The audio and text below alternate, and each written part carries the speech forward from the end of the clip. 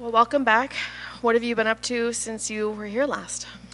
Life has been honestly exactly the same. Just been training, doing my normal training routine, and a little bit of travel, doing some seminars here and there. But it's good now that we have this outlet to focus on. We don't have to always be worrying about teaching and traveling all the time. We can just really focus on training camps, and so that's what I've been doing. I've just been focusing on training, and hopefully I can come out and put another good performance. I know last time we saw you, you were facing off with Gordon Ryan. Things have obviously changed. You're not fighting him. He's not competing. What were your thoughts when he made the announcement that he wasn't going to be competing? Yeah, I was pretty bummed out because there's been talks of me and him competing against each other all the way since back in 2020 when I had the first win over Craig is when we started getting, some little offers here and there for the match. So it's something that's been in the works for, 4 years now. We're had the opportunity right there and it's gone now. So, it is what it is. Now I'm at the point where I want to just focus on being the best version of myself. And instead of chasing Gordon, I'm just going to chase trying to become the best that I can be. I know it's not quite the same situation, but we see Michael Chandler waiting for Conor McGregor, and a lot of people are saying, "Why are you waiting? Just fight, just fight." Was there ever a thought in your mind to wait for Gordon? Yeah, well, I had initially got offered the match after winning the Fight Pass tournament in December of, not this past December, but the one before. So I was already kind of waiting for about a year. I wasn't being super active because I didn't want to have maybe one or two bad performances and then all of a sudden, the fans kind of turn on you. They don't really want to see the match anymore. I didn't want to lose interest for the match. So that whole year I was competing a little bit less, maybe not jumping into every single tournament that I could. And then it paid off, right? Because I got the match booked in December.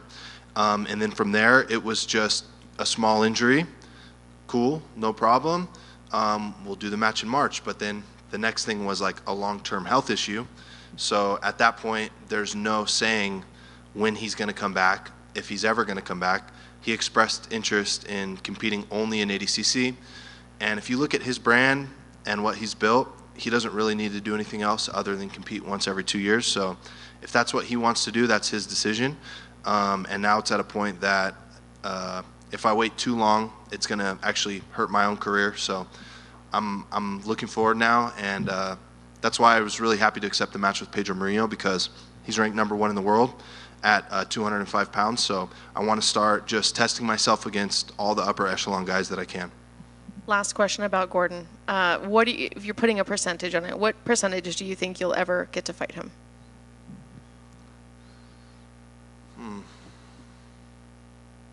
50-50 maybe. I think there's a good chance. I think there's a good chance, and the reason why is because later down the road, even 2 or 3 years down the road, if I get the opportunity, I'll take it. So I'm sure eventually there's going to be a time when Gordon wakes up in the morning and is like, yeah, I'll do that match with Mason, and then in that time I'll be ready. So whenever it comes, I'll be ready. So now let's talk about tomorrow. What sort of match are you expecting from your opponent tomorrow? Yeah, Pedro, he's very good with wrestling. He has a very strong guillotine. Those are his two strongest points. That's how he wins most of his matches. But more importantly than that, he's just really good at winning. He's really good at winning, whether it's by an inch or a mile. So I'm guessing he's going to be very strategic. He's obviously super athletic, super fast and twitchy and springy, strong. So I think it's definitely going to be a difficult challenge, but I think I match up really well with him. I think I'm a bad matchup for him. So hopefully it's just I want to put on an exciting match. I want to have some good scrambles. I want to, get out of some bad positions. I want to put him in some bad positions, and hopefully it's a exciting back and forth match that ends in a submission. So we had Nicholas in here already. He mentioned that you guys have been in talks to potentially compete in May. Sounds like he thinks you're going to win your match. I asked him if you don't win, would he still want to compete? And it sounds like he still would. What about you? If he doesn't win his match, would that still be a match that would interest you? Yeah, so for me, obviously, my goal is to be #1 right now. And also more so than that, like I want to be the main event at this the show, the Fight Pass Invitational. I've never been the main event before, and obviously there's 3 big names that are the first 3 fights tomorrow night. So it's, you know, Craig, Nikki, and Marigali. So obviously I think a match between me and either one of those 3 would be a main event. So that's the goal. Thank you. Thank you guys.